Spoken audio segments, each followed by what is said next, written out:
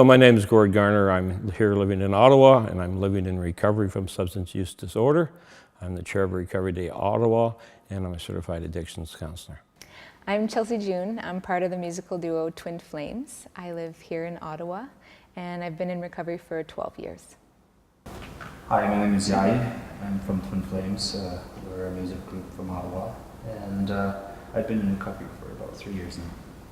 Words matter because we begin to describe ourselves, and people describe us by our behaviors, which are a result of our condition, aren't reflective of who we are. We're actually the people who don't approve of our own behaviors.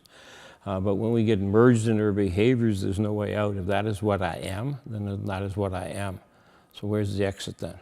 If I'm a person who's suffering from these behaviors, then I remain a person and I have an exit into that person. So I think it's critical that we change language. So when I first started talking about my recovery and felt comfortable enough to open up about it, I used to say that, I've been clean for however amount of years it had been at the time. But when I met Gord, he used the term recovery, and I never once heard him use the term clean. And when I described myself that way, he kind of spoke a little bit about the word recovery and how much more of a gentle approach that is. Because saying that you're clean, it's almost like saying that you were dirty at one point or you were doing something wrong. And I think a part of recovery and a part of accepting those choices that we've made in the past are being able to make peace with it and then be proud of who we are today in this moment.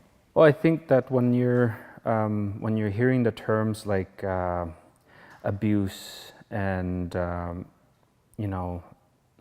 being clean and using those common terms that are being used today, it just kind of takes away from the actual problem. Everybody has this language and they want to get their own experience, and I try to be very respectful for how people describe their experience, but at the same time I want to recognize that the research shows that changing the language will change the outcomes for people. So we don't want to stigmatize people in recovery because of the words they're using for their experience, but we want to look at those words and see if they're still being effective. And both Chelsey and Jaaji obviously they're singer-songwriters. They believe in words, and so with different words, different outcomes, different meanings. So I think it's a beautiful thing. And I saw one of their performances for children last week at the NAC, and the kids were in love with them, and I had to be careful not to push them aside so I could go dancing. And having that opportunity and seeing the work they're doing in the communities that they're doing it in,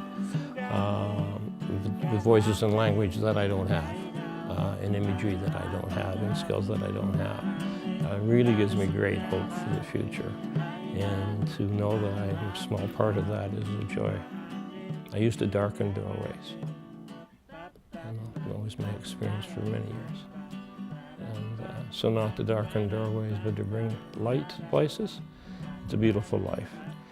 And I think the key I want to say is the language I used on myself to describe my behaviors as if they were me didn't allow me to have the life I have today. And until I could imagine being something other than my behaviors, I couldn't be. And so I think imagination is critical, and these folks are working full-time on raising the imagination of children to be together and to be joyful and to have good lives. It's beautiful.